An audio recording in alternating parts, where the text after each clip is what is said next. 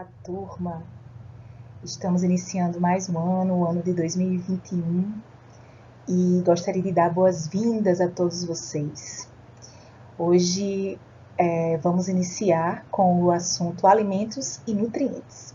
Me chamo professora Gabriela. Vamos lá!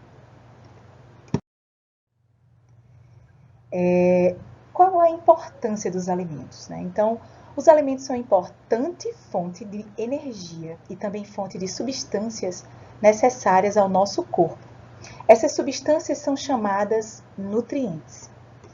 Nutriente, por sua vez, é toda substância presente na alimentação de que o organismo pode se utilizar para crescer, para se manter vivo ou para reparar as partes machucadas ou desgastadas.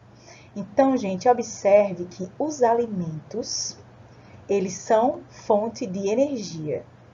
E os alimentos também, eles podem ser fonte de energia e eles também são substâncias necessárias para o nosso crescimento, para o reparo de tecidos, para um funcionamento saudável do corpo. Então, os nutrientes, eles apresentam as seguintes funções: função energética, função plástica e função reguladora, que nós temos alguns exemplos de alimentos que possam representar essas funções, mas nós vamos falar um pouquinho mais profundamente adiante. Então, a função energética. Quando o nutriente apresenta essa função, né? Então, o nutriente ele tem função energética quando fornece energia para o funcionamento das células, ou seja, energia ao organismo. Exemplo, carboidratos e lipídios. Gente, isso é muito interessante, importante. Quando fornece energia para o funcionamento das células. As nossas células, elas fazem, através de uma organela chamada mitocôndria, a respiração celular. Então, a respiração celular, ela utiliza um carboidrato, glicose e oxigênio e produz energia para o nosso corpo. Então, a função energética dos alimentos, dos nutrientes que nós utilizamos, consumimos, comemos, eles têm essa função energética, certo? De produção de energia.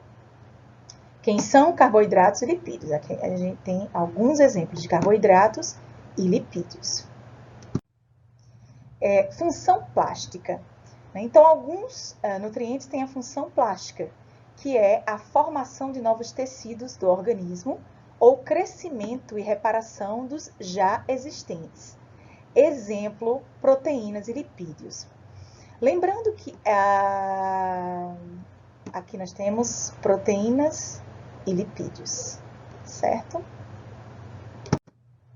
E a função reguladora, que são responsáveis pela manutenção do equilíbrio do organismo, auxiliando no controle de algumas atividades vitais, como as vitaminas e sais minerais. Hoje, especialmente, nós vamos falar de carboidratos e lipídios. Tá? Em outras aulas, nós vamos tratar de vitaminas e sais minerais. Então, os carboidratos. Os carboidratos são nutrientes presentes nos alimentos que fornecem grande parte da energia necessária às atividades do corpo, tais como praticar esporte, estudar e realizar todas as atividades diárias. Exemplos de alimentos fonte de carboidratos: pão, batata, macaxeira, farinha, macarrão, massas em geral. Nesse caso, o carboidrato é chamado de amido. Além do amido, existe o açúcar que usamos para adoçar os sucos e bebidas. Esse açúcar é chamado de sacarose ou açúcar da cana-de-açúcar. Os carboidratos, eles, quando são consumidos em excesso, eles são armazenados na forma de glicogênio e são armazenados no fígado e nos músculos, tá bom? Então, quando o organismo necessita de carboidrato, então ocorre a quebra do glicogênio e a disponibilização desse nutriente. Os carboidratos, eles podem ser classificados de acordo com o tamanho das suas moléculas.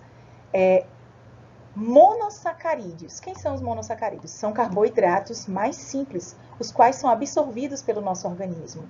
Exemplos, glicose e frutose. A frutose, ela vem das frutas, né? Frutose, né? Dos vegetais. Então, assim, a glicose ela é absorvida pelo nosso corpo quando ela é quebrada até esses monossacarídeos mais simples, né? A glicose, tá bom? E a frutose. Disacarídeos são os carboidratos constituídos por dois monossacarídeos unidos. Aqui nós temos o exemplo de lactose e sacarose. A sacarose é a união de dois monossacarídeos, por exemplo, né? A glicose e a frutose. E, por fim, a sacarose ela está presente no açúcar, né? O açúcar de cana, né? O açúcar branco que a gente consome. E, por fim, os polissacarídeos, que são carboidratos constituídos por muitos monossacarídeos. Exemplo, o amido, celulose e quitina. Como eu falei para vocês, o glicogênio ele é a forma como o organismo, nós humanos, armazenamos a glicose. E nos vegetais, a forma como os vegetais armazenam a glicose é na forma de amido. E a gente consome esse amido através, por exemplo, da batata. A celulose é um carboidrato que está presente nas paredes celulares dos vegetais.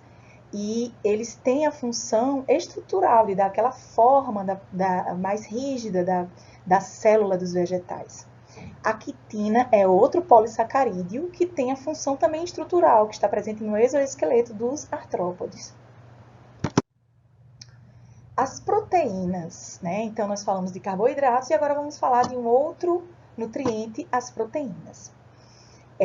As proteínas, né? Nosso corpo contém muitas proteínas. Elas participam da construção de músculos, pele, sangue, coração, pulmões, cabelos, pelos, unhas e de várias outras partes do corpo.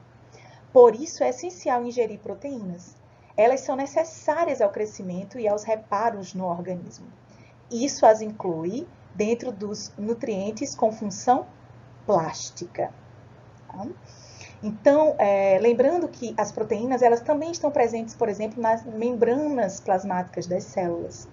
Né? Então, e também estão presentes em todos esses exemplos que eu dei para vocês.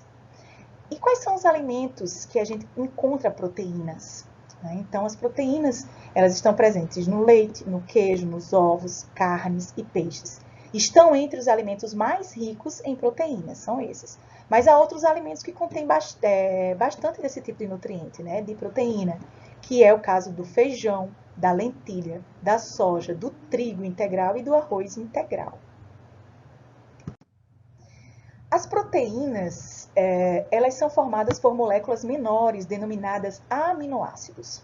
Ao entrar em nosso corpo, através dos alimentos, as proteínas são quebradas em moléculas menores, chamadas aminoácidos, para então serem absorvidos pelo nosso organismo. Então, além da função estrutural, as proteínas elas também apresentam uma função muito importante, que são enzimas. As enzimas são proteínas catalisadoras, ou seja, que aceleram as reações químicas nos diferentes sistemas fisiológicos do nosso corpo. Sem elas, os processos seriam muito mais lentos. Por exemplo, a digestão seria muito mais lenta. Vocês vão estudar, por exemplo, quando nós começarmos a ver os sistemas do nosso organismo, que, por exemplo, no sistema digestório, a gente fala muito em enzimas. E se nós não tivéssemos a ação dessas enzimas, a gente teria as reações químicas muito mais lentas. Né? Então, quando a gente fala catalisadores, é porque elas aceleram esse processo. Lembrando que as enzimas elas são específicas, elas só vão atuar em determinado tipo de substrato. Além disso, ela precisa de um ambiente ótimo para trabalhar. O que isso significa? Ela precisa de uma temperatura ideal, ela precisa de um pH ideal. Então, se esses fatores estiverem alterados, então a gente tem uma mudança na conformação da enzima, que é uma proteína, e ela deixa de atuar com eficiência. Então, turma, por hoje é só. Ficamos por aqui na nossa aula sobre alimentos e nutrientes. Muito obrigada!